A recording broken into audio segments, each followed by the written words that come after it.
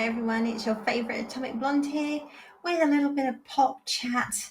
And I'm going to be talking about Squid Game. Or Squid Game Part 3. I appreciate that came out a little while ago now and it's taken a little while to get here. I did actually watch it when it came out, but I just haven't had time to do any recordings. And I was asked, could I give my thoughts on Squid Game Part 3? So here we are. Anybody who's been on or been with me on this channel, certainly since the get-go, knows I love a bit of Korean drama, or the Korean shows, or the comedy, romance, or action like Squid Game. I was very lucky to go to South Korea in October 2023, which I absolutely loved. I would love to go back. And just sort of, once you've been to a country and like you've been to some of the places that you've seen on these TV shows, it's just like, it's that first time you go to New York or something like that. It's just absolutely amazing. So obviously Squid Game is just this behemoth of a show that really put the Korean shows on the map and showed that people will, watch things with subtitles. I appreciate these are dubbed, but people, if it's a really good, engaging story, people will watch things in other languages. I know, shocker, who knew? And Squid Game was just so good when, and it was very much, I think, written as like a one and done, even though the season 1 did end on that kind of cliffhanger of our hero, like, does he go back to the game or does he go see his daughter on her birthday? So when Squid Game the sequel was announced, and then it was basically split kind of in 2 parts. So we then had season 2, season 3, even though effectively it is kind of just 2 seasons, but the second season was split. I think we were equal measures excited and concerned. Netflix isn't known for great season 2s. There's so many shows on Netflix that have a banger of a season 1. Then season 2 rolls round. They strip out everything that made season 1 good. They put all modern politics in it, and then season 2 is made for the modern audience, and everybody walks away, and then it gets cancelled. That's generally what happens with Netflix shows. And also Korean shows, their model, they are one and done. They're normally sort of 16 episodes, complete story told, moved on to the next one. So again, it's not a very common thing. It's just become more common since Netflix has got involved. So obviously with Sweet Home, I think there's 3 seasons of that. A couple of other shows that have now had like follow-on or prequel. Jason Monster, obviously we've got 2 seasons of that.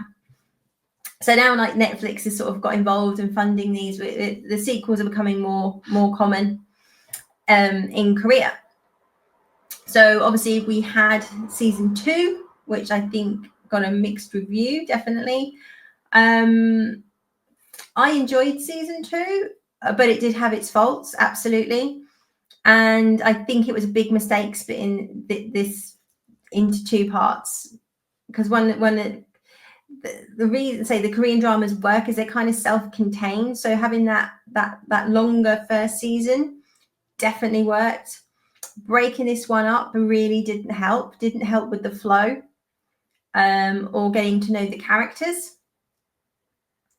So when season 3 rolled around, it had a pretty big mountain to climb for a lot of people. I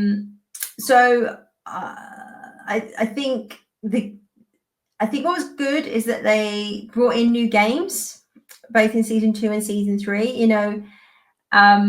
It wasn't like, well, we already know how this game works. We had to figure it out again with the cast and what was happening. Like how they're going to succeed in these games. I think overall, there were episodes I really enjoyed in season 3, and some that were definitely a bit lacking.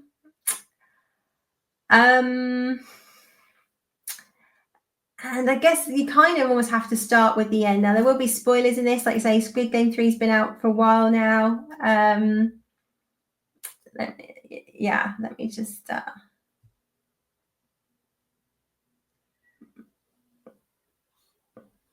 just get me to my banners and let me just add in the word spoiler.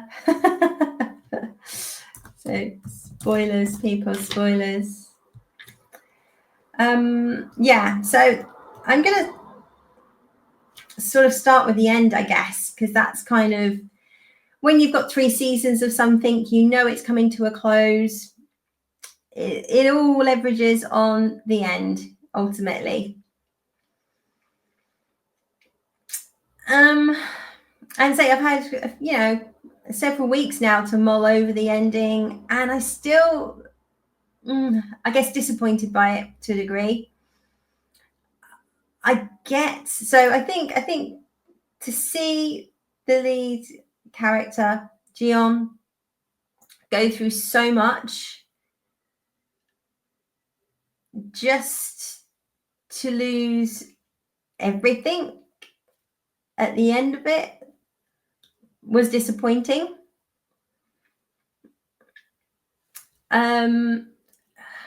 It's a difficult one, right? Because it's like, if he succeeded again, it's just kind of a bit of a rehash of the first season. I guess trying to subvert our expectations and him not making it out this time.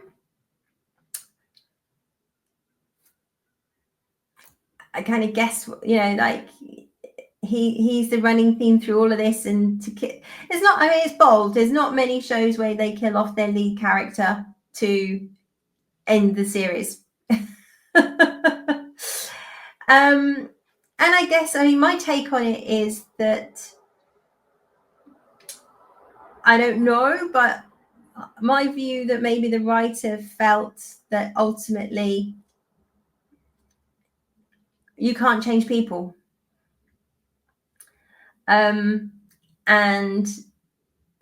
some people will be good, some people will be bad, some people will be brave, some people will be cowards. And it doesn't matter what situations you kind of put them in. Where you start is kind of where you finish to a degree. And I think the ending did demonstrate that, he'd been on this journey and that he made some very poor choices, right, in season 1, hence why he ended up in the Squid Game in the first place. But underneath all of those bad choices was a decent man, a loving man who loved his daughter, but he just screwed up so much that he just couldn't see a way out. So the latter seasons are very much about him, discovering his moral compass, I guess, discovering that he's a good man, and he couldn't enjoy the wealth or even be with his family knowing that this thing still exists, and he got the money to do something about it. I think the thing is that he never really understood the size and scale of the game. Like, obviously at the end we get the view that there's Squid Games happening all around the world, for people's entertainment. Wherever there's poverty or desperation, there's going to be a Squid Game in whatever country, whether it's the West, the East, doesn't matter. Because again, human nature is the same, and you can't change it. So you're always going to have wealthy or elite people taking advantage of people less fortunate than themselves. Now, whether they do that as entertainment, I guess we see it on reality TV around the world. And again, this is a bit of a commentary on reality TV, same as The Running Man was. It's like, how far does that reality go, to the point that people are so desensitized or people are so dehumanized that it doesn't matter if they die as a result of this show? It's a question that's kind of held up to us frequently in this reality TV age that we live in. But I think that the nib of it was, obviously, because in this one we really got to know well, that's one of my criticisms actually. We didn't really get to know the guy that runs the games, right, in home. But very towards the end, we kind of see that he was once Gion. But he made this sort of decision: if you can't beat them, join them. And he then went on to, he lost his humanity in making that decision. But he can live with that decision. He's a very different, and he thought that Gio would be. He saw something in him. He obviously saw in himself when he first joined the game. But ultimately, Gion didn't want to lose that humanity. He didn't want to live by any means necessary, kind of thing. Or, you know, if can I honestly walk out of here and survive and have a healthy life if I know I had to sacrifice a baby to do that? And he couldn't, right? So he kind of sacrificed himself and kept his principles, but also knowing that he never changed a damn thing. He threw his life away, the relationship with his family, his daughter, for nothing, effectively. And I think that's where the ending leaves me a bit cold. That, and I see a lot of people are a little bit disappointed with the ending, that he went through so much for what? I mean, we see that the guy Ion actually gives the money to his daughter and his tracksuit as some sort of symbol that, you know, he gave his life for her, or for her to be looked after. But is that any comfort to a daughter that's, you know, a father's dead, right? She's never going to get that relationship back, even though it's kind of fractured anyway, because she's now in the States and he was obviously still in Korea. So I think a lot of the positives of the seasons, again, were like, you know, the games, the characters, you know, how the relationships kind of played out with the mother and the son, and the pregnant lady. I don't know, it just seemed a bit. I mean, I guess it again, it's to show, right? There's no depths that they won't go to for entertainment. So even letting a heavily pregnant woman in from the start is like, you know, why? And also,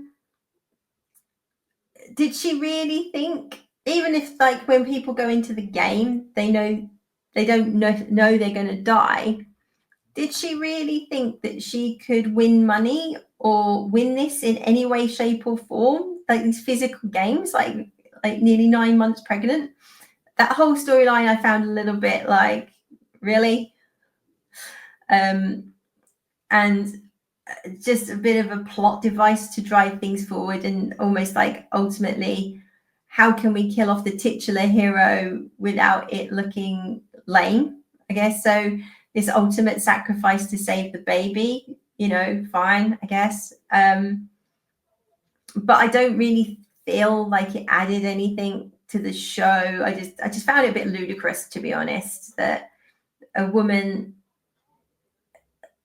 that heavily pregnant would put herself and her baby in that kind of harm's way to make money. Just didn't make sense to me. And I just, that I think all of that was just a disappointment, to be honest. I mean, it kind of helped play out what's the dynamic with the father and all of that, but and then the sort of the bad guys. I mean, I think this season is very much from the jump, these are the bad guys, these are the good guys. No one's really going to go on a journey. You know, we had our usual psychopaths, and, you know, they always fall into, like, now they're psychopaths and they'll kill people, or they're cowards and they'll get people killed, right, by locking the door and not letting them in, and they're just out for themselves because they're cowards at the end of the day. And then you've got kind of like the good people who have made bad choices who are in there, and like the old lady who went in to look after her pathetic son. I think the only, and then you had the kind of the young kid who the girl he liked was killed, and he started taking the drugs, and Yeah, it was just some of it just felt more forced, I think, in 2 and 3 than we got sort of more authentic characters. I feel in season 1 who generally you kind of understood their backstory more and what their motives were. This was just much more, we're here to get the money, we're good or we're bad, or we're pathetic, right? There wasn't much more to their motivations. As ever, I think the character, the people that played the characters were great. And when I say the writing in terms of obviously dialogue and what's being said and all those kind of things, very good. Again, I felt the sort of storyline on the boat with Inho's brother, Park, who was the cop, that didn't really go anywhere either. We just kind of had like, he's been looking for this island since he left. They're trying to obviously prevent him getting to the island. He gets to the island, he sees his brother goes, and he's like, none the wiser. That whole thing just didn't add any value to the story at all. That subplot really didn't go anywhere. And the brother still doesn't have any answers as to why would you run this game? Why would you not let us know you're alive? What's happened to you? And he didn't want to answer it. And he just bailed and left. So I've kind of felt that was very weak. Say, didn't add anything, didn't drive the story forward, and ultimately there was no real conclusion to that sort of subplot, really. And then we've got the North Korean who survived the first story, then going back to help the father, or get the money to help the father of her colleague, or the colleague she worked with at the theme park, help him to survive because he was going to need to get money to help his daughter's cancer treatment. And I mean, there was a motivation there that obviously she'd left North Korea. She was still trying to get her husband and daughter out, I think it was. And I think the first one was saying trying to get her brother out as well, and her parents. So all of a sudden they just brought in the husband and the child or whatever. So you can sort of see why, as a mother who doesn't have her child, it would affect her emotionally. But again, nothing really came across that they were such good friends, or this child had such a part of her life that she put her life in danger, go back to the island and smuggle him out. Yeah, and basically all that really done was to clarify that they were selling the organs from the victims on the island. So I think if they just focused more on the actual motivations and the story of the people who were in the games this time, and also maybe I think it would have been good if we saw the games happening elsewhere, or there was more about the elites, who's betting on these games, or why are these games happening, and who is kind of the top of the tree, because obviously we found that this is just one game happening in South Korea. We now know there's games happening elsewhere. So who's actually organizing? Who's the head of the snake kind of thing? Now, maybe they deliberately didn't address this here because they want to do some kind of Western spin-off. I don't know. But I think if they'd explored that more, and the sort of motivations, and in her, even though we saw a little bit about him becoming the runner of the game, or the front of the game, knowing more about his backstory would have been good as well. So a bit of a mixed bag, I think. It definitely didn't rip me like season 1, but the quality of the show, the writing of the show, the acting of the show is still head and shoulders better than a lot of rubbish we get coming out of Hollywood. Obviously there's no wokeness in sight, which is great. And overall, I think I did enjoy watching it, right? Overall, like I say, it didn't quite pack the punch of season 1, but that's kind of like lightning in a bottle, right? I mean, we'd never seen anything really like it before here, or almost it connected to people around the world, right? There was something in this show that just connects with everybody, no matter what country they're from, their culture. It resonates, and I think it still obviously resonates. But it was almost an impossible task, I think, to top season 1, whatever they did, without going like completely bonkers out there somehow. Which then wouldn't have been the show that we all fell in love with, right? Sometimes when shows just kind of, they have that one wacky season where they're trying different things or trying to create spin-offs and God knows what, and everybody goes, what the hell was that season about? And then they kind of get back on track again. So I'm glad they didn't do that. And like I say, I think it'll be interesting to have the time to sit down and watch them back to back. Season 1, season 2, season 3, and then see how it all kind of hangs together. I haven't had the chance to do that, but I think I still would enjoy it. I think I could easily. I mean, I've watched season 1 a number of times. I think absolutely, but I'd probably watch season 2 and 3 sort of, back to back rather than, trying. So it's that one joined up story. So yeah, that's my thoughts really. I mean, I enjoyed it. It's a brilliantly made show. There were some really good parts to it. I guess as you can tell, I'm still struggling with the ending. I'm like, I guess it's just so nihilistic. Because the first show is so nihilistic, and it just shows the worst of human nature and the best of human nature. And I think that's why this show resonates so much. But to see this character go on,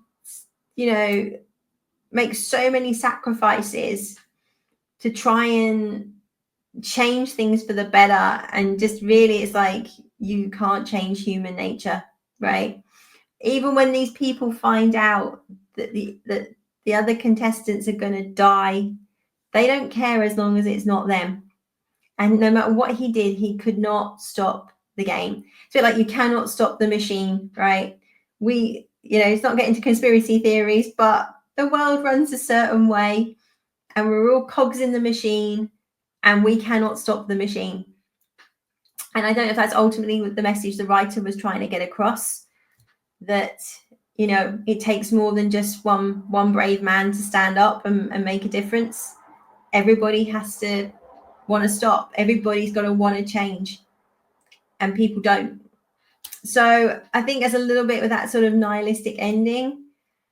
After, I guess, we had that uplifting ending in some ways in season 1.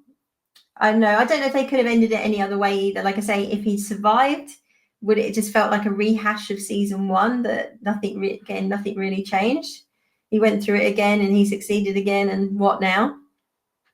So I think they couldn't really end it any other way other than him making some sort of sacrifice. But yeah, it was just so nihilistic that he didn't change a thing. He made all those sacrifices. He tried to help all those people for nothing other than the baby survived. And for now, he stopped the game in Korea. But let's face it, the amount of money those guys have got, they can spin it back up again. And we know it's safe. It's clearly going on around the world anyway. It's such a bigger thing than he would ever have been able to stop, regardless. So it's just a very futile sacrifice, I guess. So that's kind of what I think. How does that resonate with you guys? Did you enjoy it? Did you not enjoy it? Good ending, bad ending? How would you like to have seen it end? And if it had been an upbeat ending, would we all hate it? I don't know. I know it sounds like quite a negative review. But I did enjoy it. That hide and seek game, oh my word, that was brutal, absolutely brutal. And the skipping game, so the games, is that the thought that went into creating these games is amazing. And I think the games were better than season 2. I just thought there were just certain plot points, say with the baby, and some of the characters were just almost too mustache twirling this time round. I don't know, but it's still a very, very well done show. And like I say, head and shoulders better than 95% of the rubbish we've been getting over the years. So always encourage you to go watch it. Love to know your thoughts. I will definitely rewatch all three at some point when I've got time. And if my view changes, I will come back and let you know, because sometimes that happens, especially when you rewatch stuff and you pick up on things you didn't pick up on before. But love to know your thoughts on Squid Game, especially season 3. Did it tick the box for you? Did it leave you cold? Love to know, as always. So do leave your thoughts, comments in the chat. And don't even know what I'm saying now. And I will come back to you. And please do like, share, and subscribe. It's really important. As I said, just a little channel trying to get out there. Really hard to do, especially when I'm working and I have like 0 time to watch and record things. So sorry it's taken so long to get to the Squid Game 3 review. I hope you enjoyed it. Obviously, a few weeks back, I'd done a video on upcoming trailers and upcoming shows. We seem to have a load dropping in August. So next week, it's August next week, guys. Halfway through the 2025. How did that happen? So I think we've also got the new Naked Gun film coming out on the 1st of August. I don't know if I'll get to see that. Kind of intrigued. Again, very mixed views coming out based on the trailers. And will they go hard enough? These kind of comedies are very much 80s, 90s, where you could get away with a hell of a lot. White chicks. Do I need to say any more? So it'd be interesting to see how that comedy plays out. We'll have to see. So and as I said, we've got like Alien Earth coming up, lots of great shows. And Weapons is coming out in August. I cannot wait to see that film. If you haven't watched the trailers yet, go watch them. That's how you do a trailer. It's just enough to like drop you into this world, but you haven't got a freaking clue what is going on. And I cannot wait to find out. Early reviews, like social media reviews, this thing is meant to be the best horror film in years. I have watched Barbarian. Boy, was that a creepy film. Went in a direction I really wasn't expecting. So I'm sure this film is going to do the same. It's been pitched a little bit as a bit of a comedy horror as well, like not laugh out loud, but apparently there's quite a bit of humor in this. So I am super intrigued to see Weapons and where that goes. I have everything crossed that it's as good as it looks and what we've heard, but we all know to take it with a sackload of salt, the early reviews. So what are you excited for? Again, let me know, and I will be back soon with some more reviews and pop chats. You take care now. Bye-bye.